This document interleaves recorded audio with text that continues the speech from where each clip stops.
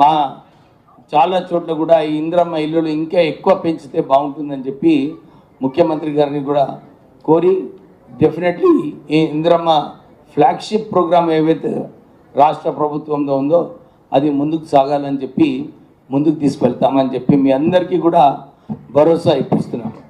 అంతేకాక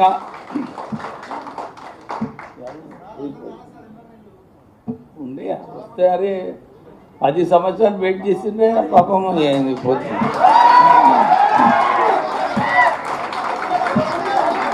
రాజకీయం చేయకండి మీరు రాజకీయం బాబాయ్ అలాగే రాజకీయం అరే అయ్యి అందరూ ఒక నిశ్శబ్దంగా ఉండండి. అరే మంచి కార్యక్రమం రాజకీయాలు లేకుండా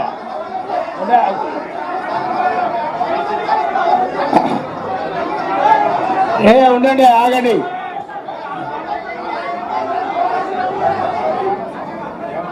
अरे वहां लोग स्टार्ट करें ना सर, मैं कुछ भी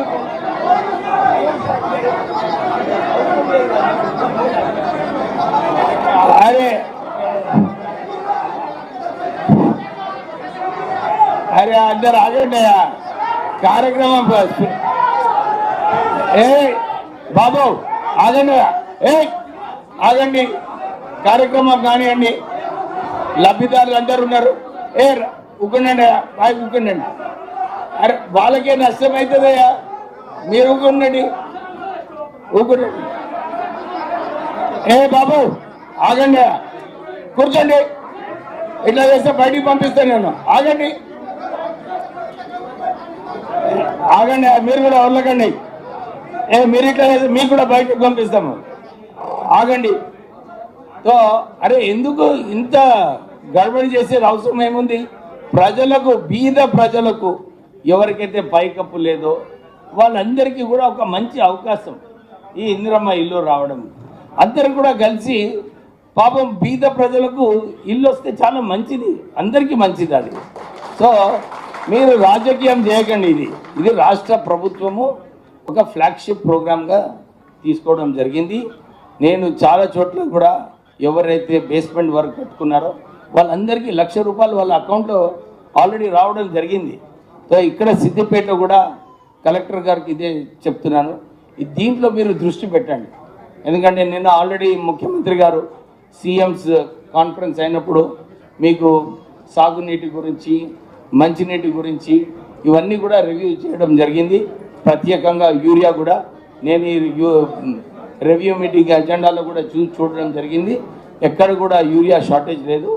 సో మీరందరూ కూడా ఈ లబ్ధిదారులకు అందరికీ కూడా ఇదే సూచన. బాబు ఇది మరి రాష్ట్ర ప్రభుత్వం కార్యక్రమమయ్యా, కూర్చోండి. అయితే అందరూ ఎవరైతే లబ్ధిదారులు ఉన్నారో ఉండయా బాబు, చెప్తే వినబడతలేదా?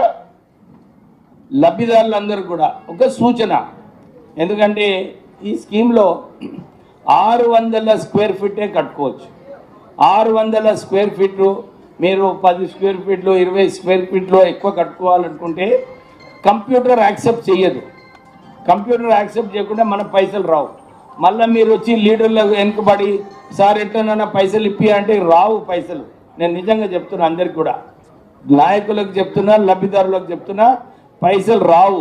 సో మీరు ఆ పరిధిలో ఏదైతే ఉందో 600 స్క్వేర్ ఫీట్ పరిధిలో ఉందో మీరు దాని ప్రకారంగా కట్టుకోండి, చాలా మంచిగా ఉంటుంది. సో మీకు ఈ రేషన్ కార్డ్స్ కార్యక్రమం మీరందరూ కూడా రావడం జరిగింది. ఈ రేషన్ కార్డ్స్ ద్వారా సుమారు తెలంగాణ వ్యాప్తంగా ఒక 20 లక్షల రేషన్ కార్డులు ఇవ్వడం కార్యక్రమం తీసుకుంది రాష్ట్ర ప్రభుత్వము. మీకు అందరికీ కూడా ఈ రేషన్ కార్డులో ఈ కార్డు వచ్చిన తర్వాత ఈ కార్డులోనే రాష్ట్ర ప్రభుత్వం స్కీమ్స్ ఏదైతే ఉన్నాయో అన్నీ కూడా దీంట్లో తెలుస్తుంది. మనం రాజీవ్ ఆరోగ్యశ్రీ స్కీమ్లో ఎంత వాడుకున్నాము, 200 యూనిట్లు వచ్చినాయా లేదా, అన్ని రాష్ట్ర ప్రభుత్వ స్కీమ్స్ కూడా దీంట్లో ఇన్కార్పొరేట్ చేయాలని చెప్పి రాష్ట్ర ప్రభుత్వము ఒక ఆలోచనతోని కొంచెం సమయం ఎక్కువైనా కానీ ఈ రేషన్ కార్డ్స్ కూడా రావడం జరిగింది. అందరు కూడా ఈ రేషన్ కార్డ్ని మంచిగా వాడుకోవాలి.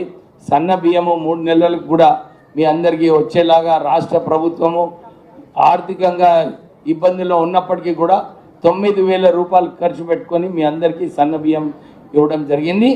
ఇప్పుడు ఎవరైతే లబ్ధిదారులు ఉన్నారో ఈ కార్యక్రమం మొదలు పెట్టాలని చెప్పి చెప్తున్నాను. Thank you. తహసీల్ గారు కొండపాక లబ్ధిదారులను తీసుకొని రండి.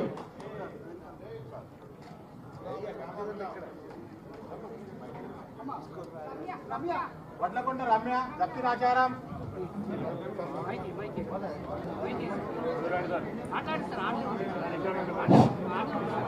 వడ్లకొండ రమ్య జప్తి రాజారాం నుండి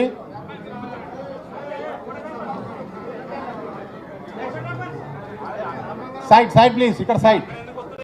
వల్లాపూర్ రష్మిక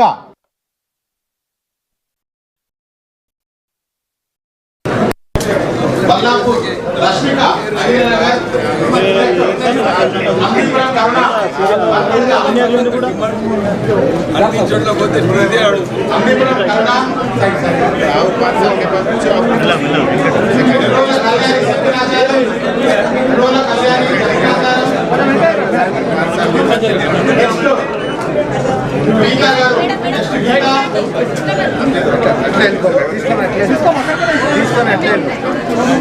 నెక్స్ట్